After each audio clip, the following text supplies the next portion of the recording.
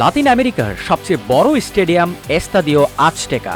ঐতিহাসিক এই স্টেডিয়ামে প্রায় ৮৭,০০০ দর্শক একসঙ্গে খেলা দেখতে পারেন। এই মাঠে সবশেষ ১৯৮৬ বিশ্বকাপ খেলেছে ইংল্যান্ড।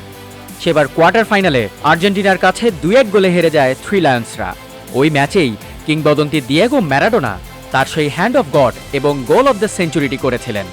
৪০ বছর পর আবারও আজটেকায় নামছে ইংল্যান্ড। ২০২৬ বিশ্বকাপের রাউন্ড অফ 16-এ স্বাগতিক মেক্সিকোর বিপক্ষে খেলবে হ্যারিকেইনরা।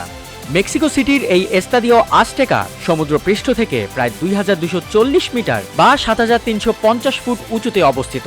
এত উঁচুতে বাতাস অনেক পাতলা থাকে, ফলে অক্সিজেনের পরিমাণ কম থাকে এবং প্রতি নিঃশ্বাসে শরীরে কম অক্সিজেন প্রবেশ করে। আর এ কারণে এখানে বাইরের খেলোয়াড়রা সহজেই হাঁপিয়ে ওঠেন। শুধু তাই নয়, বাতাস পাতলা হওয়ায় ফুসফুস থেকে রক্তে অক্সিজেন ঠিকমতো ছড়াতে পারে না, ফলে শরীরের কোষগুলো পর্যাপ্ত অক্সিজেন পায় না।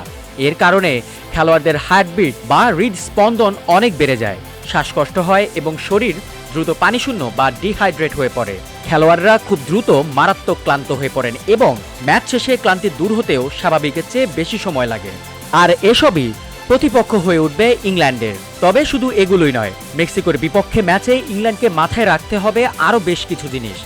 যেমন সেখানকার বাতাস পাতলা হওয়ায় বলের ওপর বাতাসের বাধা বা এয়ার রেজিস্ট্যান্স অনেক কম থাকে, ফলে অন্যান্য স্টেডিয়ামের চেয়ে আজটেকায় বল উড়বে বেশি।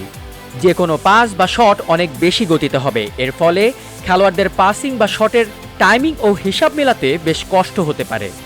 গুঞ্জন উঠেছিল আজটেকার এই উচ্চতাকে বশে আনতে ফিফার কাছ থেকে অনুমতি নিয়ে বিভিন্ন ওষুধ ব্যবহার করবে ইংল্যান্ডের খেলোয়াড়রা, কিন্তু সেই গুঞ্জনকে উড়িয়ে দিয়েছেন ইংল্যান্ডের কোচ টুখেল ও মিডফিল্ডার হেন্ডারসন।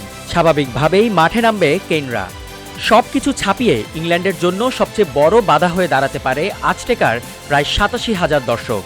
নিজেদের ঘরের মাঠে বরাবরই অপ্রতিরোধ্য মেক্সিকো এই মাঠে প্রতিযোগিতামূলক ৮৯ ম্যাচের মধ্যে মাত্র ২টিতে হেরেছে চলতি বিশ্বকাপের কো-হোস্টরা। সবশেষ ২২ ম্যাচও অপরাজিত মেক্সিকো। তাই নিঃসন্দেহে এবারের বিশ্বকাপের এখন পর্যন্ত সবচেয়ে কঠিন পরীক্ষায় নামতে যাচ্ছে ইংল্যান্ড।